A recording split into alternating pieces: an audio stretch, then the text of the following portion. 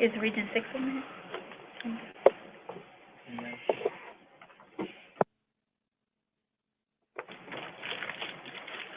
Hello, good afternoon, everyone. This is Will Levy with the Office of Recapitalization. We are happy to host this call on the conversion of Section 202 PRACs under RAD. This is a training for multifamily field staff. As you probably know, there's trainings coming up that's more external, but we wanted to make sure that we had an opportunity to speak with you all first to give you an overview of the conversion requirements for 202 PRACs converting under RAD. So we'll get started. First, we'll go through some background on what we're working with here. So, of course, Section 202 is housing for the elderly. As many folks know, there are 3 stages of Section 202 that we call the pre-1974 Section 202 direct loans, or HUD direct loans with no rental assistance. Then, after 1974, HUD continued with direct loans, but put Section 8 contracts on them. Those are known as colloquially as 202-8s. And then in the early 90s, HUD started to issue capital advance notes along with project rental assistance contracts. The capital advance notes were acted more almost like grants than loans, and the PRAC was just meant to cover operating expenses, didn't cover debt service, unlike, say, the Section 8 contracts on the 202-8s. And this is the universe, this third stage, this is the universe that that is eligible to convert under RAD now, and for which we're talking about. There's about 2,800 properties here with 120,000 assisted units around the country, generally placed in service anywhere between 1993 and 2018. So it's a stock that is starting to show some wear. Certainly not an old stock, but beginning to need recapitalization. So why RAD for 202 PRAC? So RAD was designed to preserve and recapitalize this aging stock of HUD-assisted housing by allowing the properties to convert to long-term Section 8 contracts. These contracts provide access to debt and equity to finance capital needs. It's a strong platform for long-term preservation. So even if they don't have immediate capital needs now, the Section 8 contract allows a property to take out debt or access tax credit financing whenever whenever it does make sense. Meanwhile, we provide robust resident rights to make sure that the current residents continue to benefit from the housing and from any improvements that come out of the housing through RAD. So Congress authorized the conversion of 202 PRACs in the FY18 Appropriations Act. So we've, over the last year, been working to implement that, resulting in the RAD notice, which was just published last week, September 5th. It's a joint housing PIH notice, Housing 2019-09 / PIH 2019-23. This became a new 4th section of the RAD notice. So as folks know, the RAD notice already has a section on public housing and mod rehab and SROs, and for the conversion of rent sup and RAP properties, all of which underwent some revision in this effort. But the 4th section is a brand new section dealing with the conversion of the 202 PRACs.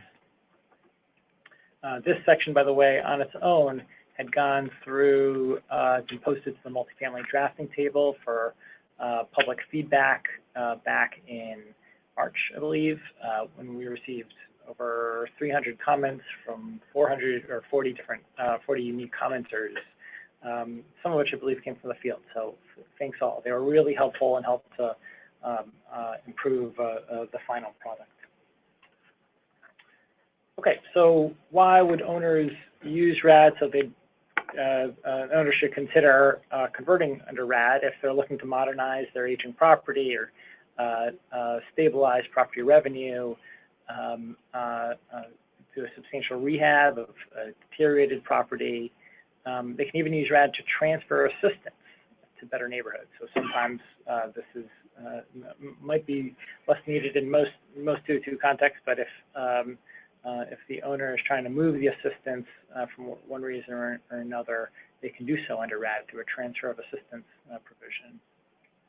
And through the same effect, they might want to thin the density of the property and make less of it deeply assisted, and mix incomes at the property by transferring some of the assistance offsite to other locations. So PRACs, here's how they fit into the overall structure of RAD. We've got, many of you have seen this before, we've got two components of RAD. The first component, which deals with the conversion of public housing, and the second component, which deals with conversion of the mod rehab, rents up RAP, and now the PRAC stocks. These components are statutorily identified and have to do with some of the underlying authority under which we convert the properties. But in either event, the properties can convert to long-term Section 8 contracts, either to Section 8 PBRA, or project-based rental assistance, a multifamily Section 8 contract, or to project-based vouchers under PIH. All right, let's get into program requirements. So most starting with contracts and rents, there's predictable initial contract rent setting. Rents are based on the existing PRAC rents. A property enters into a 20-year renewable contract. Each year of the contract, the rents are adjusted by the OCAF. Under Section 8, the contract would impose no limitation on the use of project cash flows, so distributions are unlimited. A new RAD elderly housing use agreement would replace the capital advance use agreement and add 20 more years of required affordability on top of what the prior agreement held. And during the term of that use agreement, the HAP contract must be renewed. At least that long. Of course, most owners will are likely to keep renewing the contract even after that, but that's many years from now. But during the term of the use agreement, the HAP contract must be renewed. The HAP contract rents, so as I said, they are based on the PRAC rents, but prior to conversion, from time to time, owners certainly will come into the field and request modifications to those rents through the budget-based rent increase process. I know folks have seen an uptick on that, especially as owners have attempted to incorporate replacement reserve needs or to incorporate service funding. So this is something that we anticipate and something we're also preparing for, that we're working with folks in asset management in the field to make sure that nationally we're providing consistent responses as owners come in with a CNA.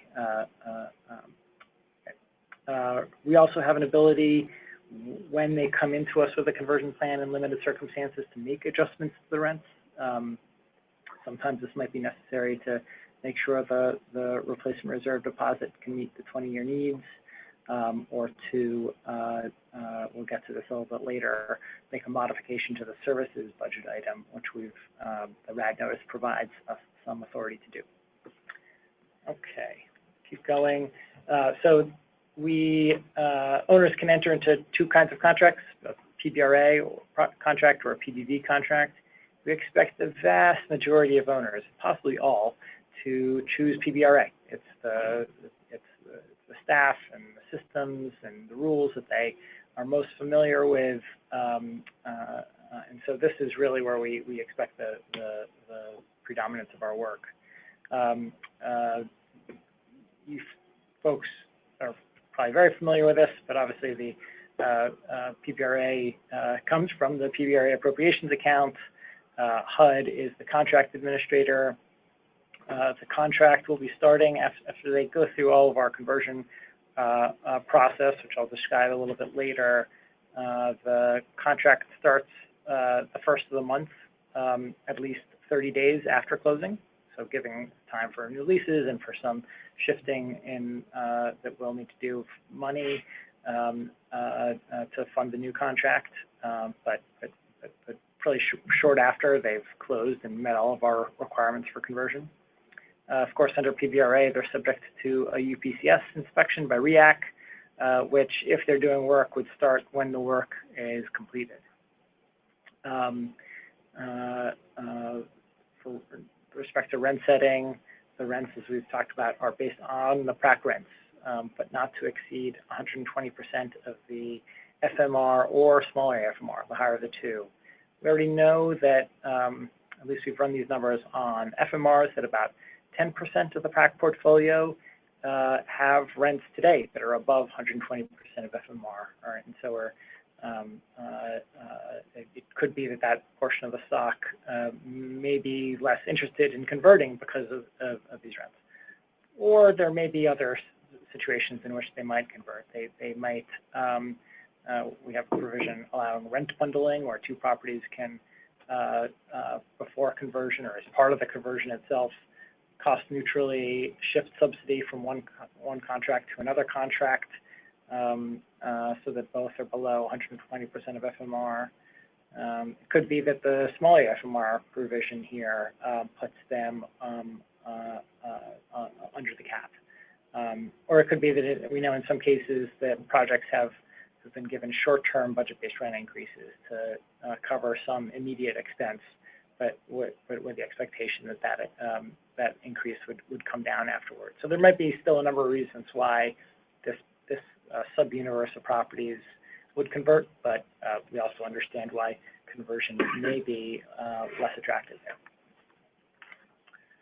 So I've already said it's going to be, we don't expect many or possibly any conversions to project-based vouchers, but we'll still walk through this because it is technically available. Project-based vouchers are funded through the TBRA account. They are a component of a PHA's housing choice voucher program. So HUD provides vouchers to a housing authority who project bases those vouchers at the site. So the PHA is the contract administrator. Because of statutory constraints, we have really struggled in developing a smooth way to move the money to the voucher account in time to make sure that the PBV contract can be funded. As a result, for PBV conversions, the contract, the new Section 8 HAV contract, must align with the PRAC anniversary date and must be at least 90 days from the closing date. In best case scenario, a property completes all the conversion requirements for us at recap, and the HAP will start 90 days later. But more likely, it's 5 or 6 or 7 or up to a year later where the HAP actually starts. So this may even further diminish interest in PBV conversions. Under PBV, the inspections are done according to housing quality standards, which are performed by the PHA, and rent setting is similar. They're based on the PRAC rents, but the cap is lower. It's not, the cap cannot exceed 110% of FMR. There's an error on this page. The small FMR would not be applicable here, so it's just 110% of FMR. So the cap is tighter than there is in PBRA. Okay, moving on to development requirements. So every property that converts will have to produce a capital needs assessment that identifies all immediate and long-term capital needs, obviously critical repairs as well. The capital needs assessment must be consistent with map guide requirements, but we're not requiring that they use the e-tool, mostly because they're not required to use the e-tool today. The PRAC universe has been exempted from the e-tool for now. The conversion plan, in the conversion plan, they must show us how they can cover all the needs through either upfront capitalization, if applicable, due to high immediate needs, or through ongoing capital replacement reserve deposits. So this is just like in other components of RAD or other implementations of RAD. This is pretty standard across what we do. We, of course, want to make sure that the CNA that they submit to us is consistent with a CNA that has been submitted to the field as part of a budget-based rent increase request. And so there will be coordination between RECAP and the field basically on every conversion to make sure we're all coordinated.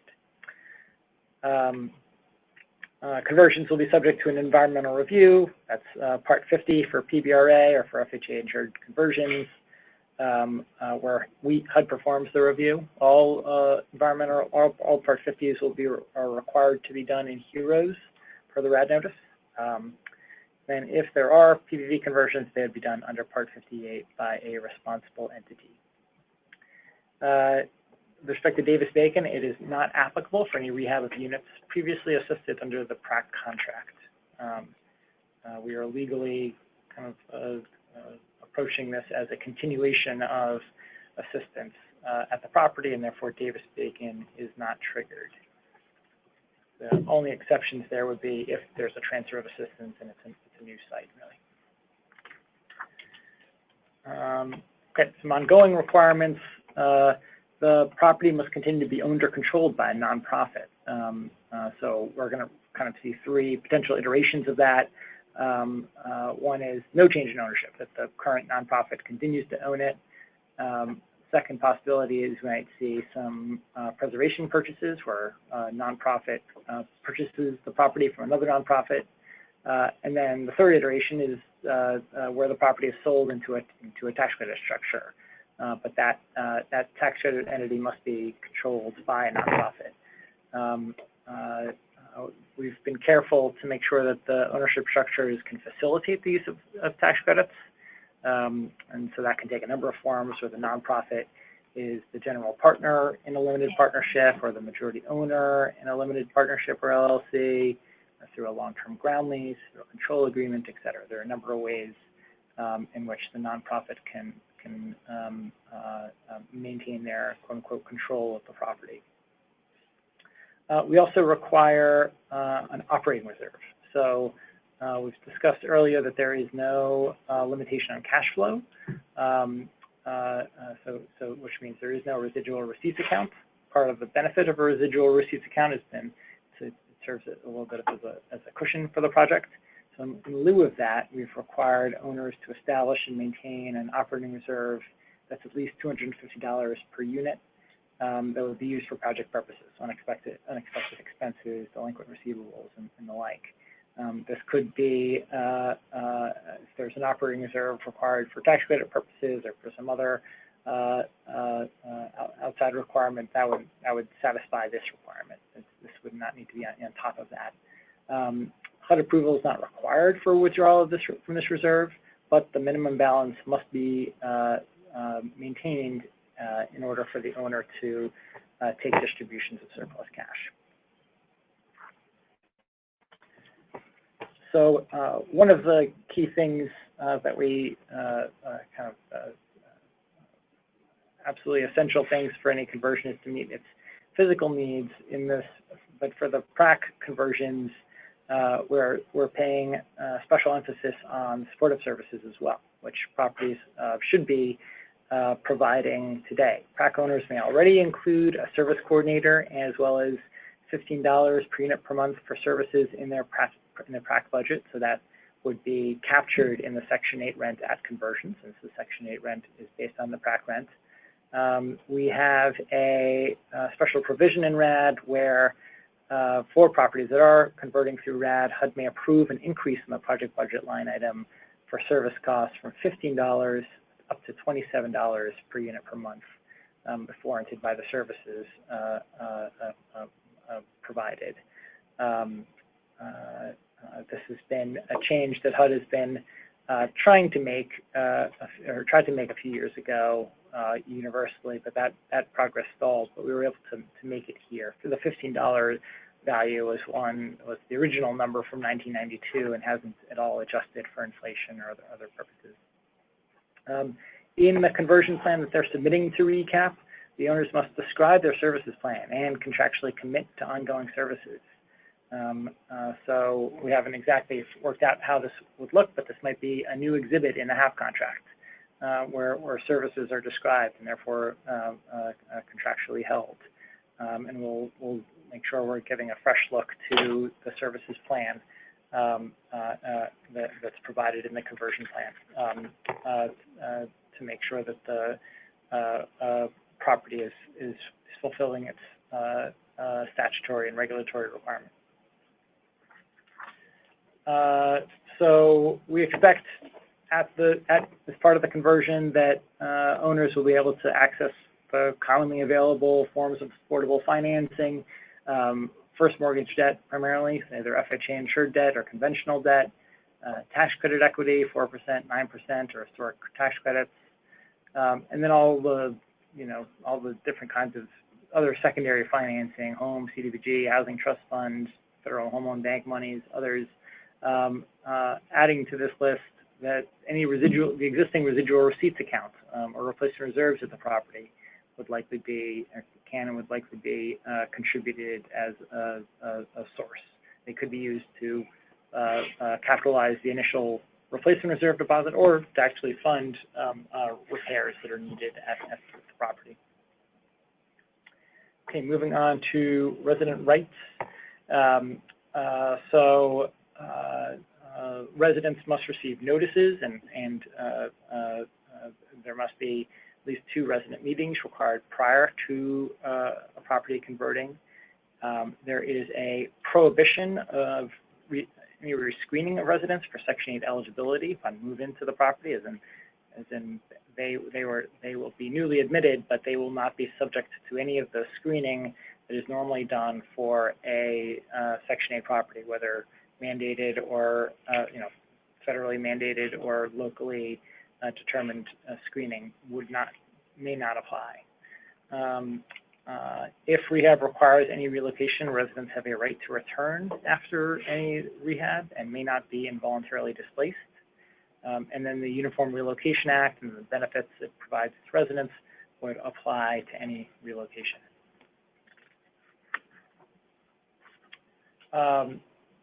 So just coming back to the transfer of assistance provision. So transfer of assistance refers to a change in the geographical site of the assistance, which could improve the location and the quality of the housing. So in that process, if an owner were to propose a transfer of assistance, HUD will assess the transfer does not place the housing in neighborhoods of highly concentrated poverty, and will assess the rationale for the transfer in the first place. What the issue at the original site was. So these are, at least the first standard is similar to the standard used in 8BB. All right, we'll take a few minutes to talk about the conversion process of how an owner interacts with HUD as part of the conversion. So prior to conversion, just looking at the far left side, just from an asset management point of view, up until the point that the property is converted and is under a HAP contract, it is still in the PRAC program, so it's subject to all standard PRAC and capital advance requirements. And after conversion, it's become subject to all Section 8 requirements and requirements under the use agreement. Now, looking on the right main part of the page, this is the process. The owner provides a submission of interest that's done on the resource desk. We just ask for basic owner information and property information. We use that to then assign the owner a transaction manager who works with the owner along the way in the conversion process and provides guidance. The owner would be then providing written notification of the conversion proposal to residents. The RAD notice outlines the various things that notification must include, and the owner must have at least 2 resident meetings with residents with opportunities to comment. Oftentimes, if in more complex transactions, especially those requiring relocation, we're going to see owners having many more than 2 resident meetings, but 2 is the minimum.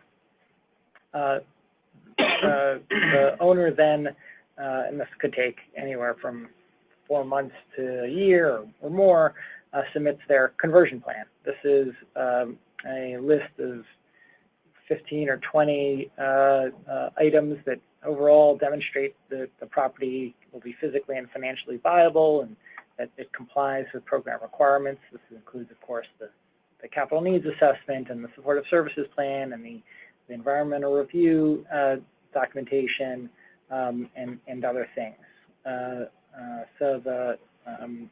This is where our transaction managers will take 2 to 3 months or so to review the overall conversion plan, the baked plan, the financing commitments that have been made by any lenders or investors, et cetera, and ultimately provide an approval for that.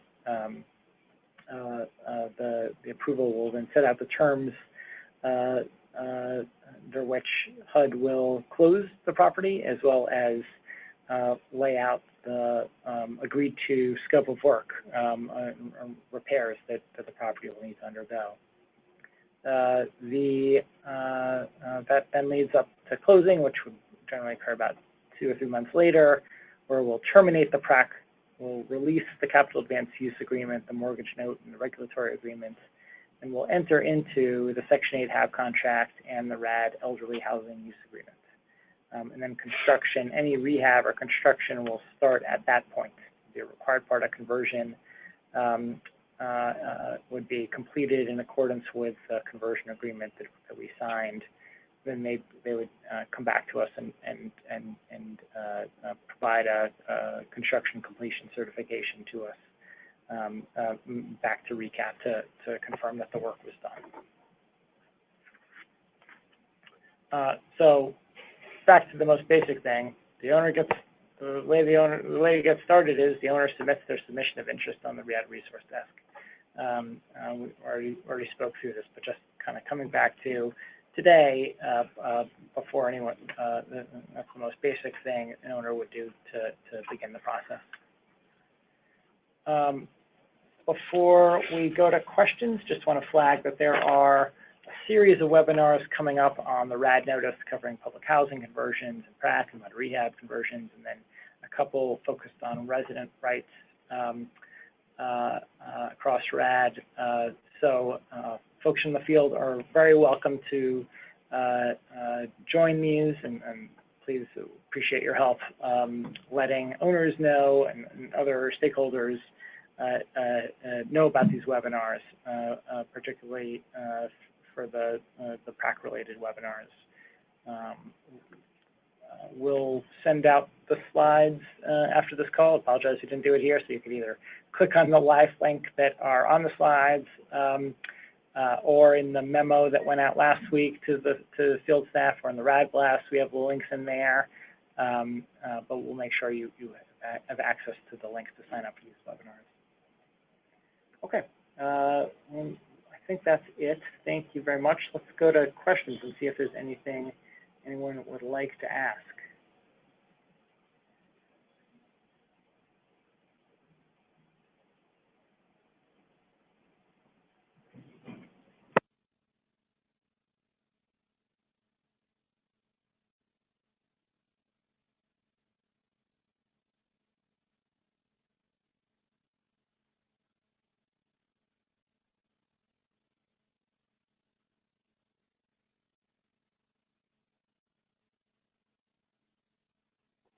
There's one question of what contract option would the new contracts get renewed under?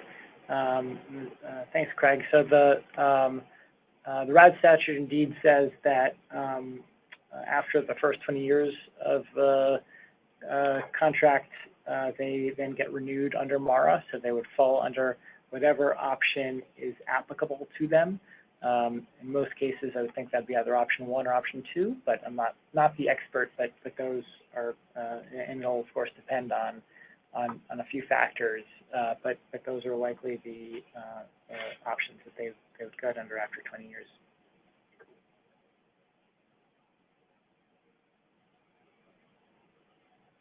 Any other questions? Folks can write them in, or you can raise your hand and ask live on the phone call, but whatever folks are most comfortable with.